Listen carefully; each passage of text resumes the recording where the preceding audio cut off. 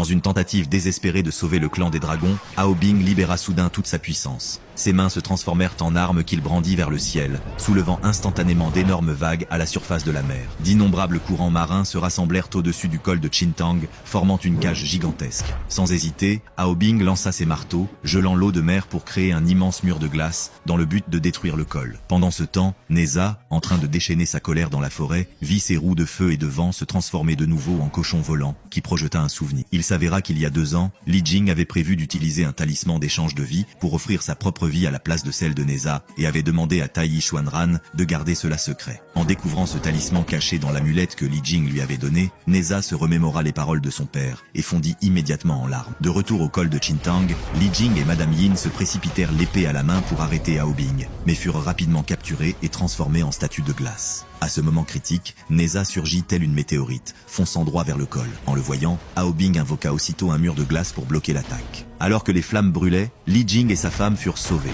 Neza, brandissant sa lance enflammée et vêtue du manteau du chaos, ne se souvenait plus pourquoi Hao Bing se trouvait là. Taiyi Xuanran, tout en combattant Shen Gongbao, révéla la vérité. C'était Shen Gongbao qui avait volé la perle spirituelle et voulait détruire le col de Qintang. En apprenant cela, Neza se jeta immédiatement sur Hao Bing et un combat intense éclata. Neza fit tournoyer sa lance enflammée pour attaquer Hao Bing, mais ne parvenait pas à déployer toute sa force en raison de la suppression exercée par le bracelet Qian-kun. Hao Bing le repoussa d'un simple coup de pied. En représailles, Hao Bing balança ses marteaux, mais Neza fit tournoyer sa lance pour repousser l'eau qui arrivait. La collision entre le feu et l'eau créa un épais brouillard, et Neza saisit l'occasion pour se cacher à l'intérieur. Hao Bing utilisa sa technique de scellement de glace, balayait le brouillard, mais frappa accidentellement Shen Gongbao. Il s'excusa rapidement, seulement pour que Shen Gongbao lui indique que Neza se trouvait derrière lui. Alors qu'Hao Bing se retournait pour regarder, Shen Gongbao lança soudainement sa lance, mais heureusement, l'armure d'Hao Bing le protégea. Réalisant que Shen Gongbao était en réalité Neja déguisé, Hao Bing balança immédiatement ses marteaux pour attaquer.